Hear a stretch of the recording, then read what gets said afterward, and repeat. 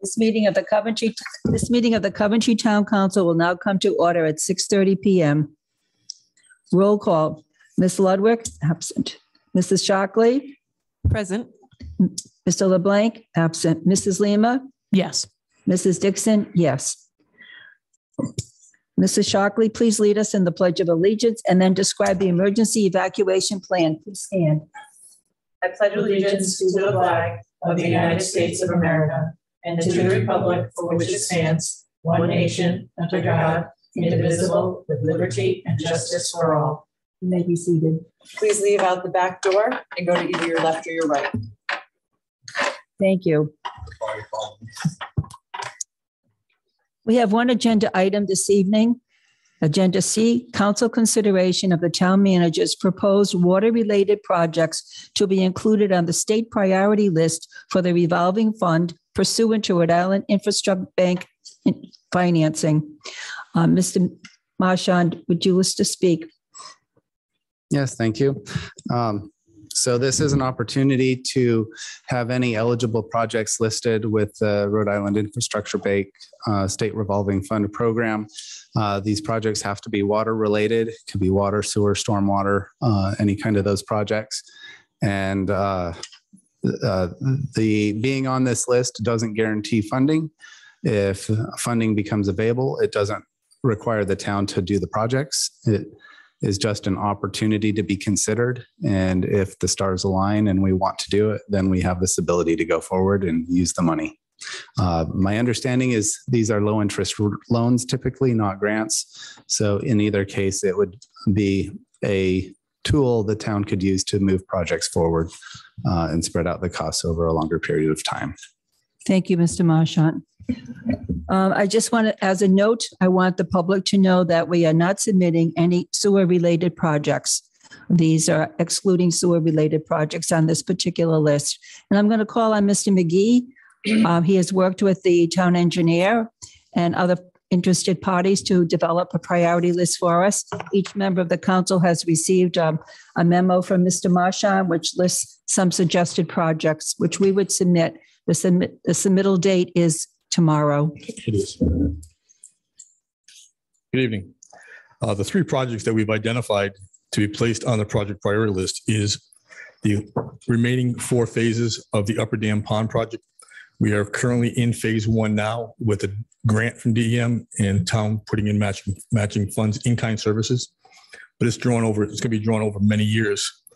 We're looking to try to get this done sooner because we're actually seeing a slight increase in the lake doing better with that, just a little bit that we've done. So we'd like to move forward along with the Upper Dam Pond Association that's actually actively working to try to keep it clean and doing some invasive weed removal. And we'd like to continue with that project. The other is the Johnson's Boulevard Lake George Culvert project. You folks had already approved a project like this when we were trying to coordinate with Kent County Waters project. It didn't follow through as far as the timing, but we'd like to move forward with this project while it's still in the early stages and getting that done this year also. And the last would be the Tidal Lake Gatehouse Removal. That's been on the CIP for several years, about 5. Now that we do have specific ownership of the structure, we are always doing emergency repairs to the gate slides and the gate itself. And there's no way of actually controlling it other than going there and turning the wheel and getting it's in such bad condition that we have to do it by increments because we're afraid of the gate losing the gate altogether. So this proposal would allow us to replace the gate, be able to monitor the water, and be able to remotely change the gate height and do a better service and have a better water quality so that we don't lose. If we lost that gatehouse and we had erosion that came through, we'd have downstream flooding on the southern branch of the South Tuxet River, which goes across Route 3 and empties there. So there's businesses, residents that would all be affected. So this is a long-term project that we can make it safer for all, for the aquatic body and for the residents and the businesses in the area. Mr. McGee, I do have a question. The third project is Tioga Lake Gatehouse replacement, and I believe that the town does own or is responsible for the pipes underneath Route 3. So would this project also include an inspection or analysis of the condition of those pipes? We've already done that, ma'am. Oh, you did? We have done it. There is an area that's to the left of the gatehouse that we found at the spillway, we found there's some pipes that are blocked. We already talked to the new owner, and we'll be able to go there ourselves this year and fix that, but it's not affected by the gatehouse. The pipes that run under Route 3 are actually owned by the state. So that's part of the RIDOT. So we own the pipes to Route 3, but not across. But again, this is the gatehouse itself. This is not any piping to go along there. So Okay, so it's not any of the pipes that we own. we're going to repair that one small section this summer. So Okay, excellent. Good to know. Okay, members of the council, questions? Mrs. Shockley? So the costs that you put here, are these the total costs of the project? Yes. All inclusive, any work we have to do in order to get this work done is included here? that's based upon estimates that we had received when the CIP budget was put together. Obviously, today's fluctuations with prices and freight, it could fluctuate a little bit either way. But when we go into a formal RFP, then we'll have a better idea what the exact prices are. But this gives us a pretty good idea where we're at. Would they match what the current costs are? Are we locked into these prices or just these No. projects? These are just estimated projects. Correct. Perfect. Okay. So I know some of these projects you've spoken about before, all three of them, actually. So let's say we were to begin one and then our ticket got called for the list. So we started a project before they called our name. Would we be able to get any funding or refinance through the infrastructure bank? I just wasn't sure. Currently, we are performing work on phase 1 of the Upper Dam Pond project with that grant money I spoke earlier. So we're already doing, but there's 4 other phases that we have not touched yet. And that's what this money here is for, those other 4 phases. And Right. So you were to start another phase. I don't think we'd be starting another phase. We need to complete Okay. the phase 1 this year. Mhm. And with our staff, by doing this, we can go out to bid and get the job done quicker and have it done so that it protects the pond and the water body. What I think you're asking is whether we can still get the money after we start the phase. Yeah. Typically with grants, you can't. This is loan, it's Yeah. different. I don't know what their rules are. Okay. So I don't know the answer. But Yeah. All right. And I don't see us starting Johnson Boulevard or the Gatehouse on our own without proper funding. Okay. So we're needing this funding to do these projects. Well, it's something we could start the job, start it now, be able to go out to RFP once, if we get accepted from this. And if the town council decides to use some of the ARPA funds for the payback, that can do it. So it won't come out of the taxpayers or out of the CIP budget. It won't affect that. But right now it would come out of the CIP if we left it alone. Okay. And so I noticed you put some start dates for early in the next fiscal year. Do you have any idea? I mean, I know they kind of last minute were letting us know we had to get on this list. Do you have any idea when they give money out or start offering loans? We don't know when that's going to happen. I anticipate it's going to be before the end of this fiscal year. Okay. And we have Before the end of this fiscal year? Well, Like in the next I'm couple sorry, the months? next fiscal year. They'll approve it this fiscal year, but it'll be for next year's work. Okay. We already have design plans completed for the Upper Dam Pond and for Johnson Boulevard. So there's no design. We're ready to do shovel in the ground. The Tile Lake House is just, an RFP. We've already got a quote from the company, the diving company that we actually have used in the past to do the repairs. Okay. So I guess I'm wondering if it's that quickly that they might approve some of these projects. How can we be prepared to actually move forward? How quickly do we have to move? What would our next onus be if we actually, right now we're just putting them on a list, Right. but we do want all these projects done. So kind of what's the council's next? So these are the perfect projects to put on that list because like Director McGee said, they are shovel ready. The design is done. So it's just build. With the gatehouse, we don't have estimates and designs showing what that change would be. So that would be one that if we found out that they wanted to fund that project because it was a smaller bite than the other two, then we would then go to the engineering and get it designed and get it estimated and then and put that forward. But typically, this is still a budget decision by the town council.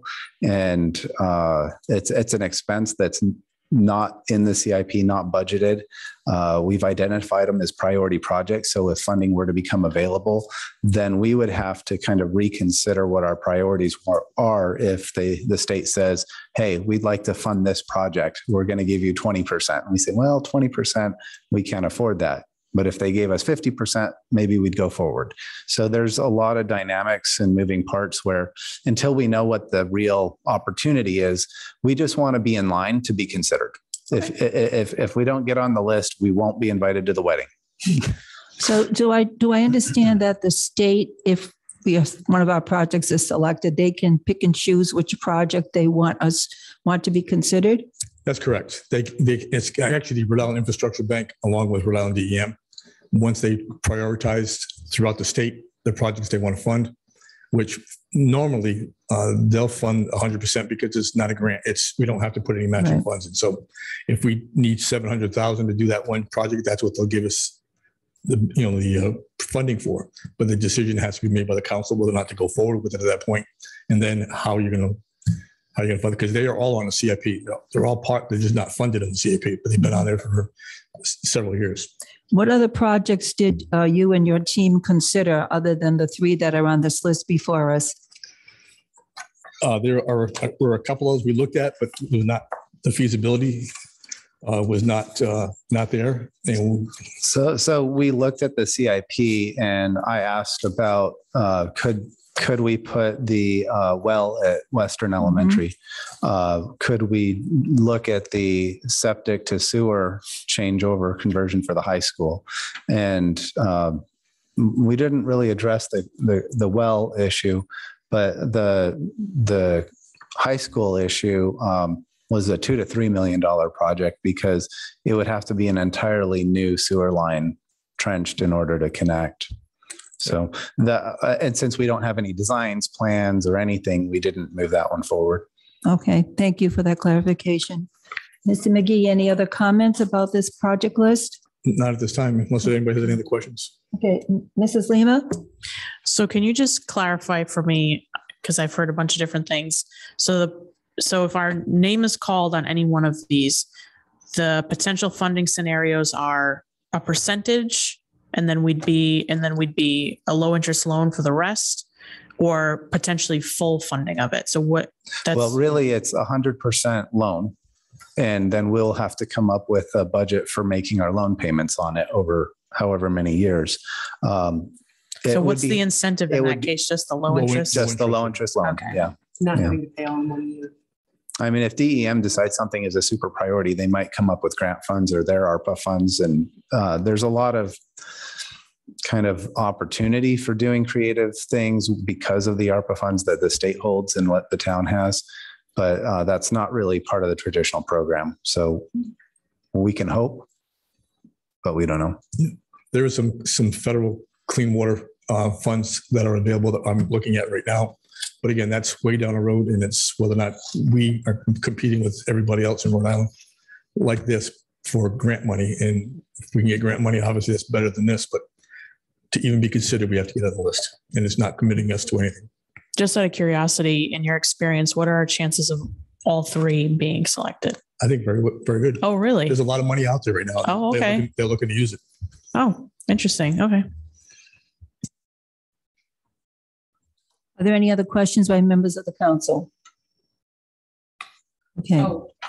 Yes. And just to clarify on the record, so say we do get selected, but we find budgetarily we're constricted, it's pass. No obligation. Or whatever. No obligation. All right, thanks.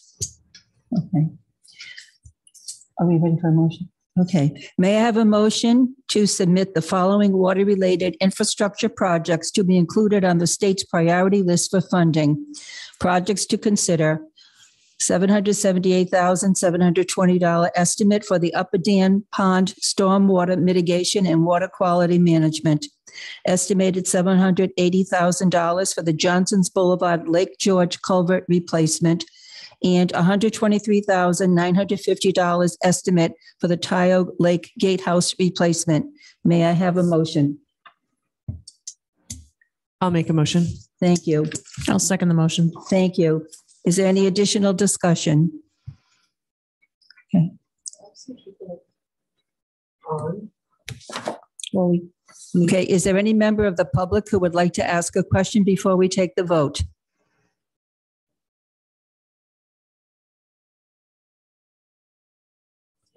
And just for the record, there was no one in the audience here. The public is us, Mr. McGee, Mr. Marchand, Mr. Gorham, and the three council members. Don't forget Cody. Huh? Don't forget Cody. Oh, I'm sorry, Cody. He's so quiet. Yes, sorry, Cody.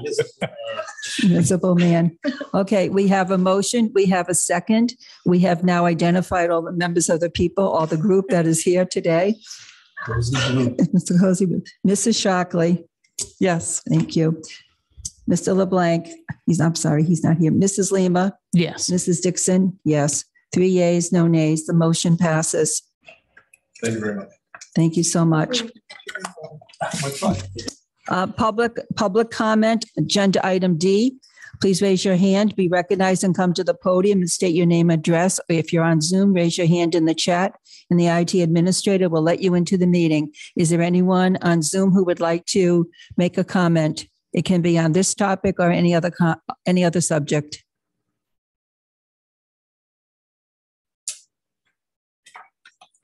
Okay, thank you. Agenda item E, may I have a motion to adjourn at 6:47? So moved. Thank you. May I have a second? I'll second the motion. Thank you. Mrs. Shockley, Yes. Mrs. Lima, Yes. Mrs. Dixon, yes. 3 yeas, no nays. The motion passes. The meeting is adjourned at 6:47 PM. Thank you, everyone. Thank you, Mr. McGee, for all your work, and Mr. Marchand also.